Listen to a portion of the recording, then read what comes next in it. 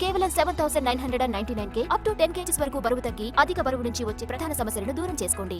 Delimitation పై కాకినాడ జిల్లాలో కొందరు నేతలు చాలా ఆశలు పెట్టుకున్నారు. కొన్ని రోజులు తెగ హడావిడి చేశారు. కానీ వాళ్ళ ఆశలు అడియాసలయ్యాయి. దీంతో ఇప్పుడు మ్యూట్ మోడ్లోకి వెళ్లిపోయారు. నియోజకవర్గాల పునర్విభజన జరుగుతుందని కేంద్రం హింట్ ఇవ్వగానే కాకినాడ జిల్లాలో కొందరు నేతలు తెగ హడావుడి చేశారు. ఏ నియోజకవర్గాలు ఎక్కడెక్కడ ఏర్పడతాయో అంచనాలు వేశారు. పార్టీలతో సంబంధం లేకుండా కర్చీఫ్లు వేసేశారు. రిజర్వ్డ్ నియోజకవర్గాలు ఎక్కడ ఉంటాయి, ఫలానా సీటు మహిళా కోటా అంటూ నిర్ధారించేశారు. కానీ పార్లమెంట్లో మహిళా రిజర్వేషన్ బిల్లు వీగిపోవడంతో ఒక్కసారిగా డీలా పడిపోయారు.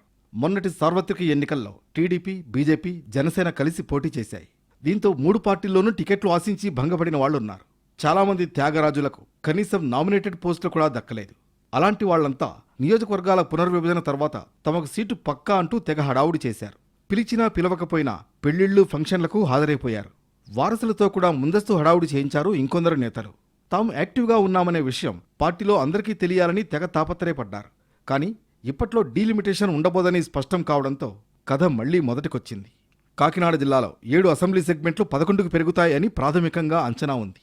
కాకినాడతో పాటు జిల్లాలోనే మరో పార్లమెంట్ సెగ్మెంట్ వస్తుందని లెక్కలు వేసుకున్నారు స్థానిక నేతలు. దానికి అనుగుణంగా ఎవరికి వాళ్లు ఎక్కడ నచ్చితే అక్కడ గ్రౌండ్ వర్క్ ప్రారంభించేశారు. మండలాల వారీగా పంచుకుని మరీ పర్యటనలు చేసేశారు. వైసీపీలో అయితే కనీసం కోఆర్డినేటర్ పదవి వచ్చినా చాలు అన్నట్లుగా తిరిగారు లీడర్లు. గత సార్వత్రిక ఎన్నికల్లో జిల్లాలో 3 సిట్టింగ్ ఎమ్మెల్యేలకు వైసీపీ టికెట్లు నిరాకరించింది.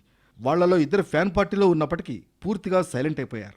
వాళ్లతో పాటు ప్రతిపక్షంలో ఉన్న మరికొందరు ఆశావహులు కూడా పార్టీ పెద్దల దృష్టిలో పడితే పని సులువవుతుందని పోటీకి సిద్ధమయ్యారు.